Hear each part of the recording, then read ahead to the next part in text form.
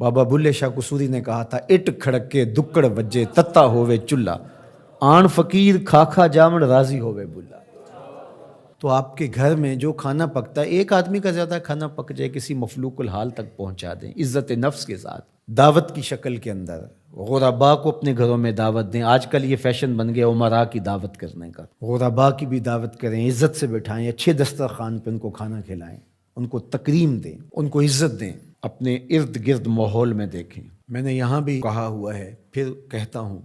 کہ ہماری ہمسائیگی میں، ہمارے قرب و جوار میں اگر کوئی ضرورت مند ہو تو مرکز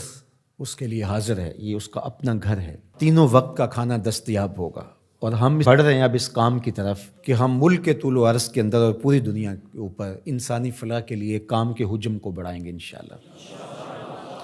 پہلے بھی اللہ کی توفیق سے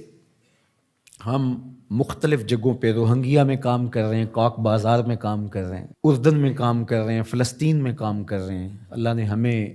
توفیق نصیب فرمائی، ہم گزشتہ 3-4 سالوں سے ارض شام میں، سیریا میں کام کر رہے ہیں۔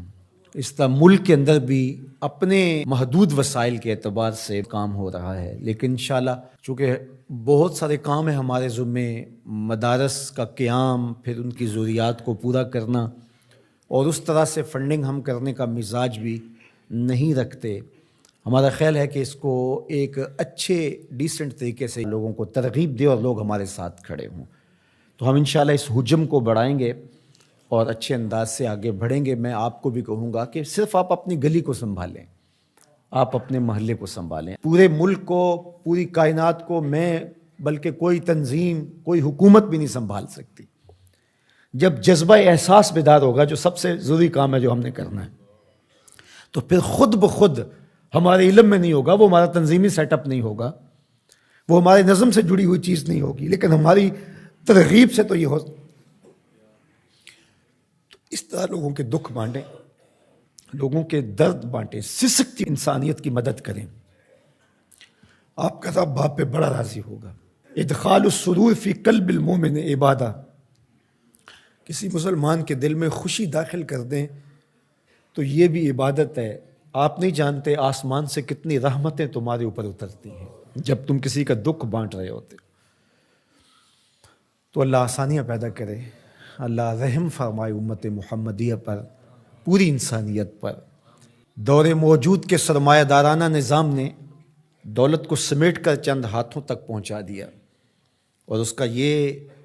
نتیجہ سامنے آ رہا ہے کہ انسانیت بھوک افلاس کی طرف بڑھ رہی ہے، اور کہنے والے کہتے ہیں کہ آنے والے دور کے اندر لوگ نان شبینہ کو بھی ترسیں گے، بہت ساری اموات ہوں گی بھوک کی وجہ سے۔ وہ زمین جس کے خزانے بے بہا ہیں، اور اللہ نے قرب قیامت میں زمین کو خزانے اگلنے کا کہا ہے، جس کھیت میں فصل ہوتی تھی 15-20 من، آج اسی کھیت سے 40 من کے قریب نکل رہی ہے۔